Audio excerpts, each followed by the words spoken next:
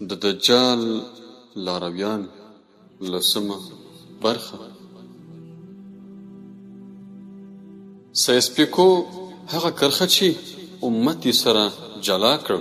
په تیرو پیړیو کې مسلمانان ځانونه د یو واحد امت په توګه پیژندل. داسې امت چې یو عقیده، یو کتاب او یو پیغمبر صلی الله علیه وسلم سره یو ځای شوي وو. په هغه مهال کې جغرافیایي پولې د هویت اصلي معیار نه وي، بلکې د ایمان اړیکه د مسلمانانو ترمنځ د اړیکې بنسټ ګڼل کېده. یو مسلمان په مصر کې داسې احساس درلود لکه د شام، عراق، خراسان او مغرب له مسلمانانو سره همغومره تړاو لري لکه د خپل ښار له خلکو سره. دا تړاو یوازې یو عاطفي احساس نه و، بلکې په سیاسي او ټولنیز واقعیت کې هم څرګندو. هر کله چې د مسلمانانو د خاورې کومه برخه له ګواښ سره مخ کېده، له لرې سیمو څخه مرستې وررسېدې. د بېلګې په توګه د صلیبي جګړو پر مهال مسلمانان د بېلابېلو سیمو څخه د شام او بیت المقدس د دفاع لپاره راخوځېدل، ځکه هغوی دغه سیمه د امت د خاورې برخه بلله. خو د 20مې پیړۍ پر پیل کې د مسلمانانو د واحد دولت له کمزورۍ سره اروپایي استعماري قدرتونه له سیمې نقشه بدله کړه. د سایکس پیکو تړون چې په 1914 میلادي کال کې د بریتانیا او فرانسې ترمنځ وشو، د منځني ختیځ په سیمه کې د عثماني خاورې د ویش یوه طرحه وه.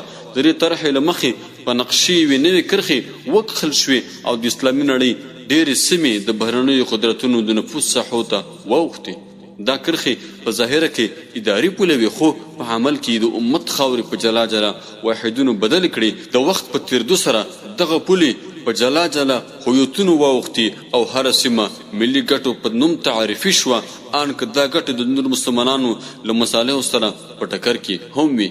نن ورځ داسې اصطلاحات لکه داخلي مسأله یا بهرنۍ قضیه د هغو موضوعاتو لپاره کارول کېږي چې پخوا د ټولو مسلمانانو ګډه مسأله ګڼل کېدله. که د اسلامي نړۍ په کومه سیمه کې ظلم وشي، کله داسې انګیرل کېږي چې دا یوازې د هماغه سیمې ستونزه ده. حال دا چې اسلامي لید له مخې مسلمانان یو واحد امت بلل کېږي.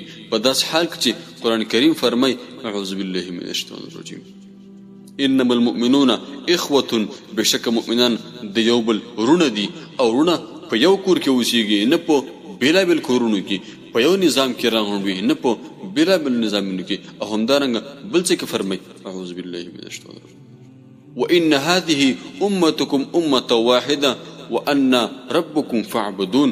رسول الله صلی الله علیه وسلم هم د مؤمنانو اړیکه داسې بیان کړې چې مؤمنان په مینه او خواخوږۍ کې د یو بدن په څېر دي. که د بدن یو غړی دردمن شي، ټول بدن بې قراره کېږي. که په القدس کې، که په غزه کې، که په پاکستان کې، که په افغانستان کې، که په بارما کې، او که په چین شرقي ترکستان کې مسلمانان مظلومان وژل کېږي، دردمن کېږي، نو بیا ټول مسلمانان په دې باندې دردمن شي او خفه شي.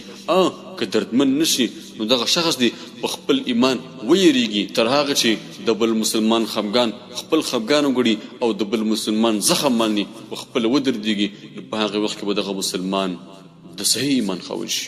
سره له دې چې سیاسي واقعیتونو له هم د امت د یووالي ځینې نښې پاتې دي. هر کال په حج کې مسلمانان سره راټولیږي، په شریکه د حج فریضه ترسره کوي. همداسې د رمضان په میاشت کې مسلمانان د نړۍ په هره برخه کې د روژې، قرآن، یوې قبلې او ګډو شعایرو سره عبادت کوي. دا تجربه ښایي چې امت یووالی لا هم د ایمان او عبادت په ډګر کې ژوندی دی.